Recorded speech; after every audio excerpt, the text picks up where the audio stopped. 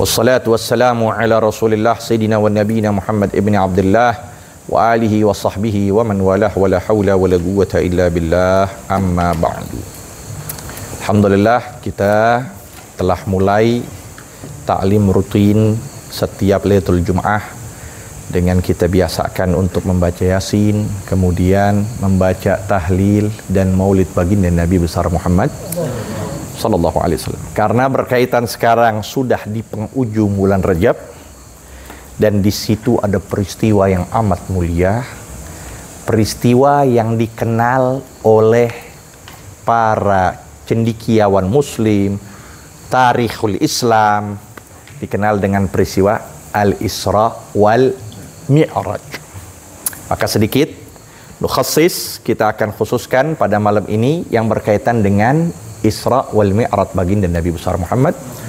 Padahal kalau kita bicara secara panjang lebar, jangankan sehari, jangankan sepekan, jangankan sebulan, ya, bahkan tahunan pun tidak selesai pembicaraan masalah Isra wal Mi'raj yang begitu hebatnya, yang dikhususkan anugerah itu kepada baginda Nabi besar Muhammad sallallahu alaihi wasallam.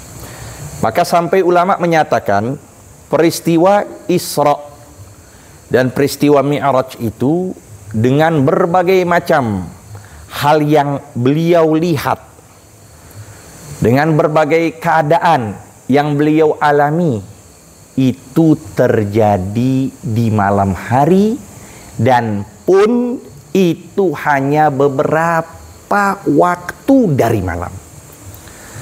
Jadi nggak sampai berapa? Nggak sampai semalaman penuh itu peristiwa, tidak. Jadi peristiwa yang begitu hebat lamanya itu cuma ditempuh oleh Nabi beberapa waktu malam saja. Sampai Allah nyatakan di dalam ayat, Subhanalladzi asra bi abdihi lailan.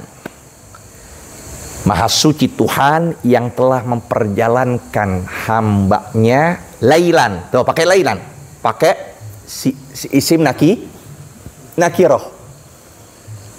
Isim nakirah. Artinya sebeberapa waktu saja dari malam. Jadi enggak sampai semalam suntuk itu peristiwa.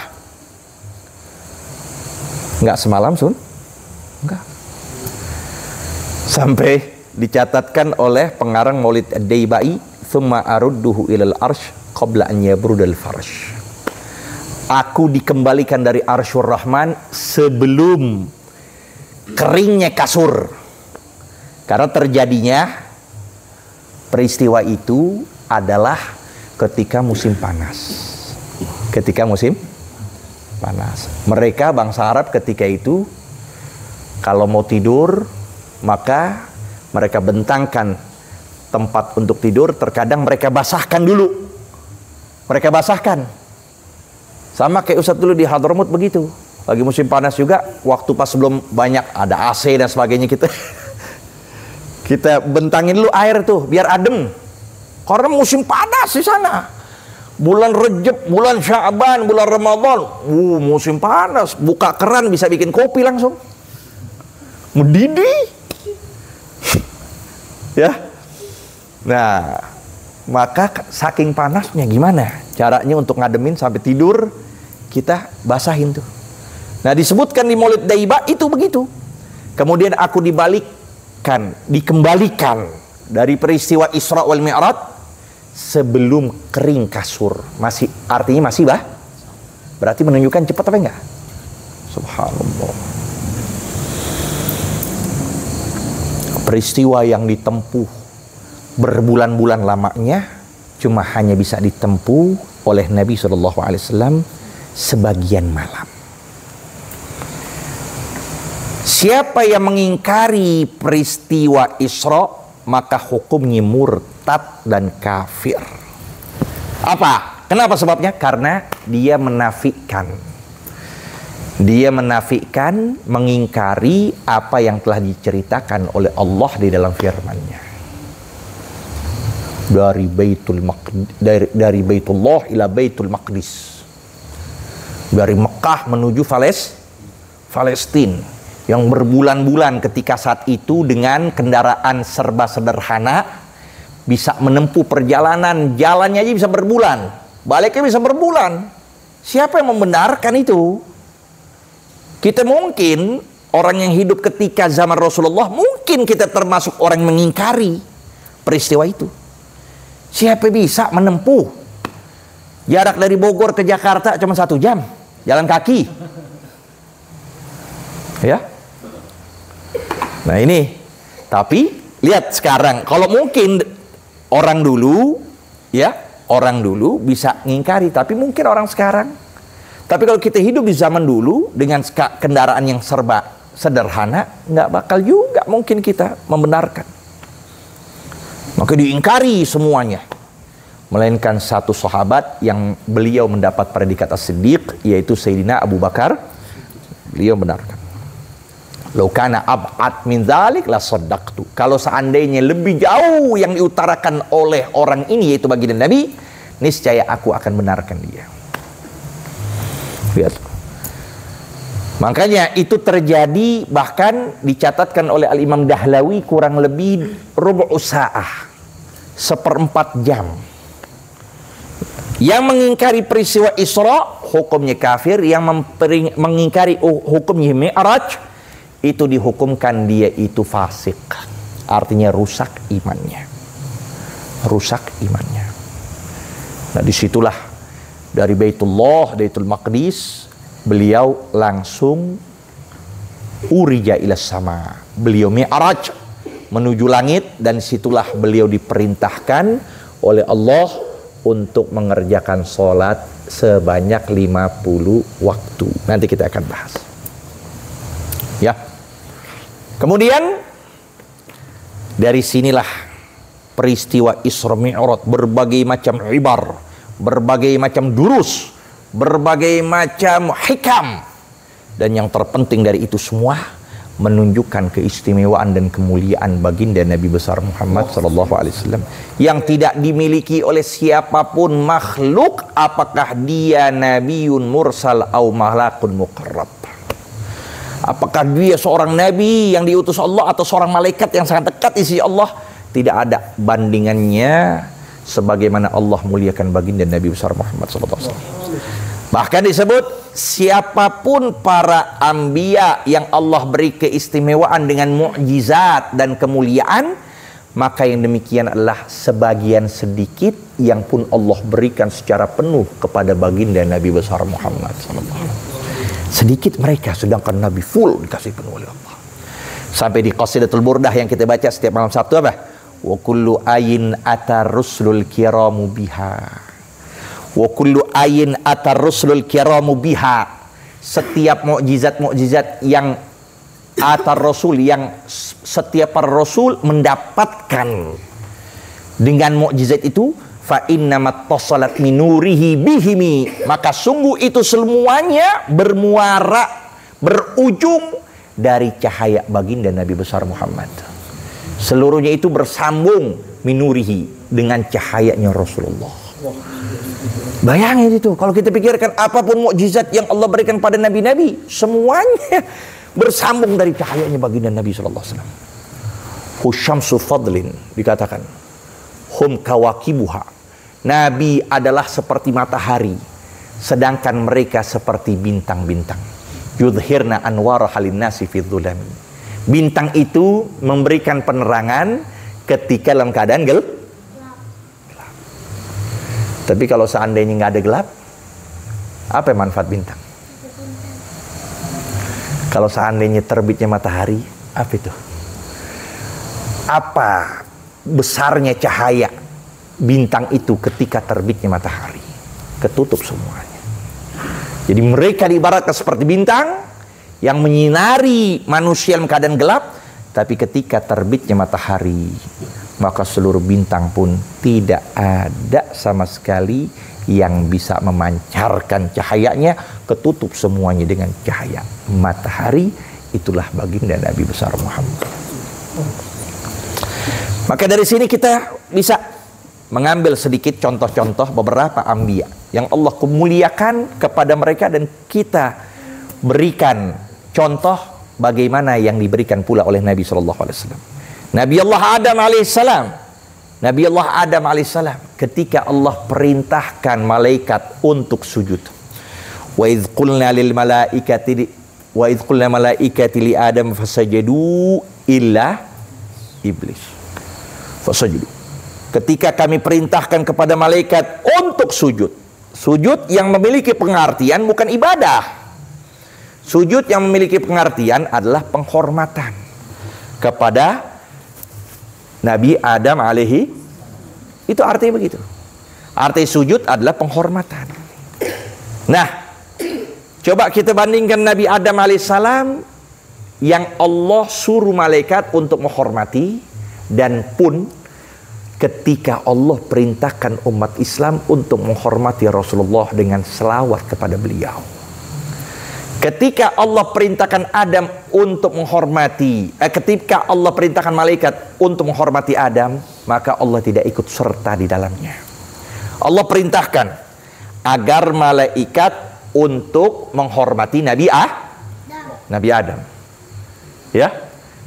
Tapi Allah tidak ikut serta dalam perbuatan tersebut.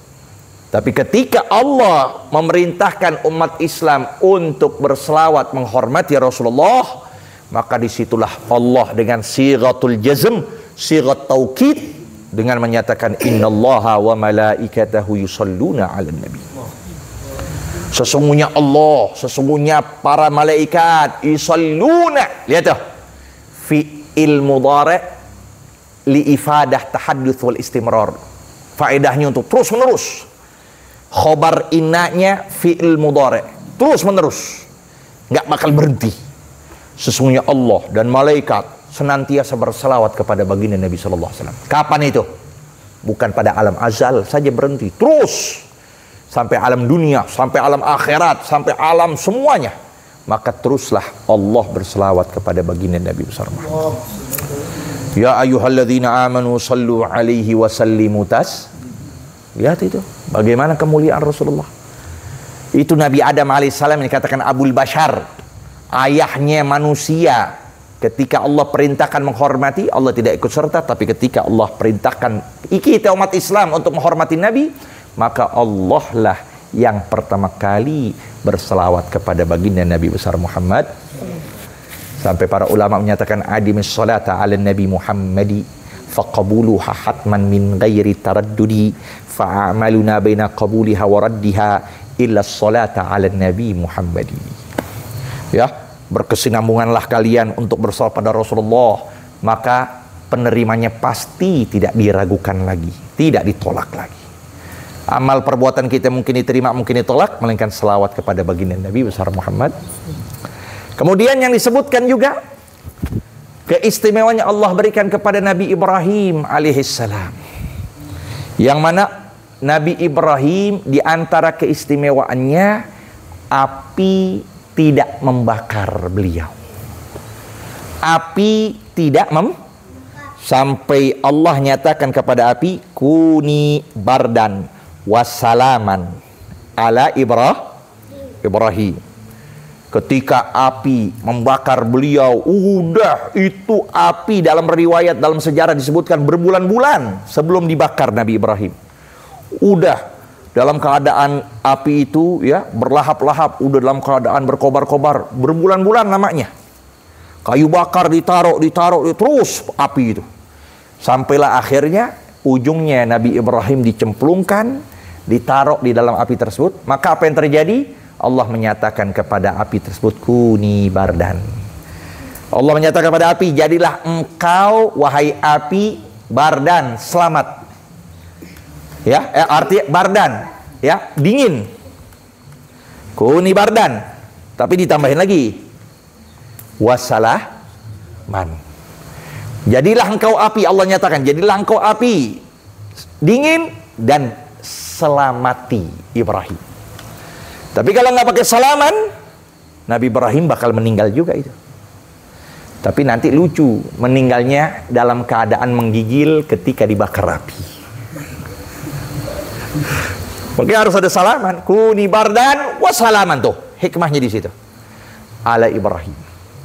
Tapi apa yang terjadi oleh baginda Nabi sallallahu alaihi wasallam? Nabi melewati pada peristiwa Mi'raj Nabi masuk ke surga, Nabi masuk ke neraka, itu bukan api dunia yang Nabi lewati, tapi Nabi melewati api akhirat yang satu tetesan aja bisa menghancurkan seluruh alam dunia. Nabi bisa memasuki itu neraka ketika peristiwa Mi'rajnya baginda Nabi besar Muhammad sallallahu alaihi wasallam. Lalu kedua, dalam peristiwa seorang sahabat yang bernama Ammar bin Yasir.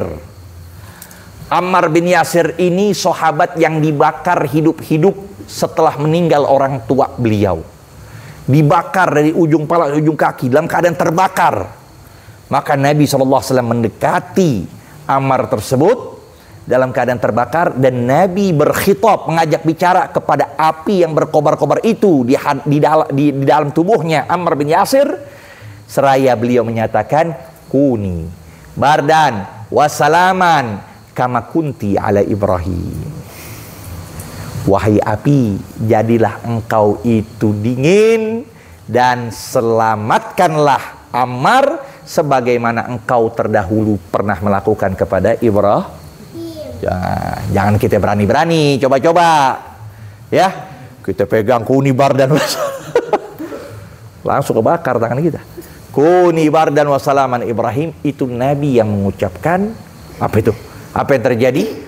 Ammar bin Yasir akhirnya dalam keadaan padam itu api, dan kulitnya yang paling bagus di antara para sahabat. Setelah dipegang oleh Rasulullah, ya, setelah Nabi doakan, dan api tersebut langsung dalam keadaan pula, ya, dalam keadaan intifa, dalam keadaan redup, akhirnya hilang itu api, dan pun juga kulitnya kembali seperti semula. Dan yang terakhir, di antara Allah muliakan keistimewaan. Ini banyak para anbiya, semua tidak ada. Makanya betul apa yang dikatakan Qasidul Burdah, ya. Di antara Nabi Musa alaihissalam. Nabi Musa, beliau yang mana dari kemuliaannya batu bisa keluar air dengan tongkatnya. Beliau pukul itu batu, itu tongkat langsung bisa, itu batu langsung bisa keluar air.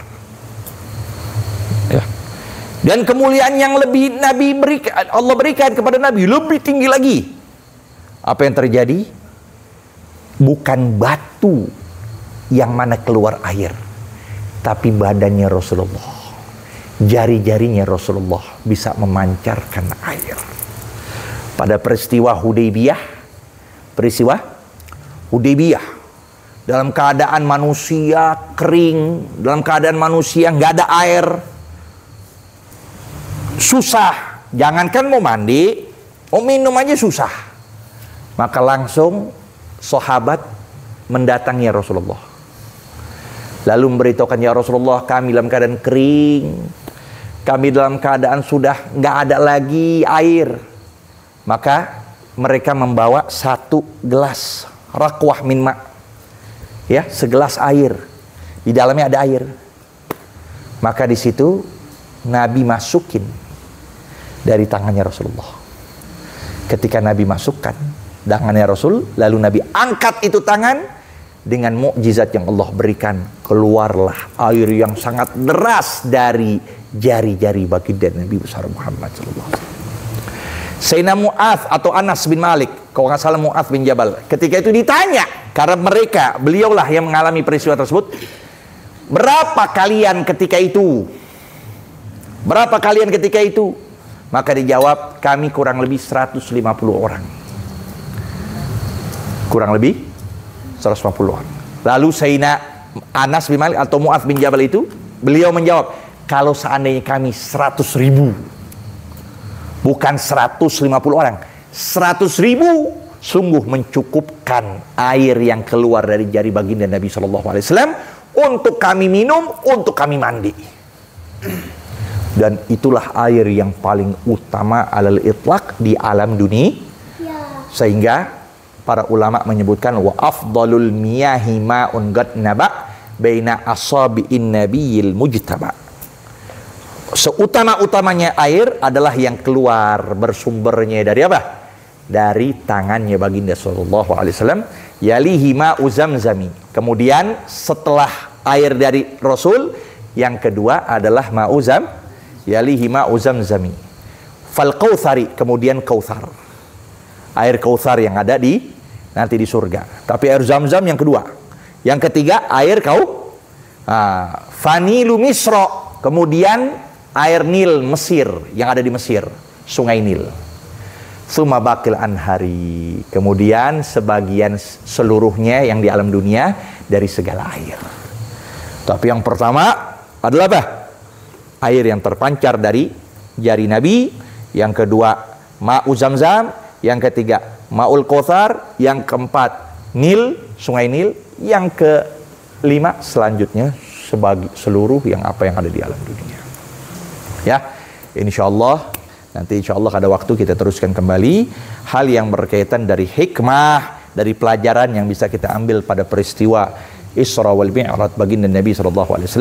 Semoga apa yang kita dengar dan kita sampaikan mendapat manfaat untuk kita semua. Allah berikan manfaat zahir batin dan Allah kabulkan segala hajat dunia wal ukhra. Bijahin Nabi SAW. Al-Fatihah.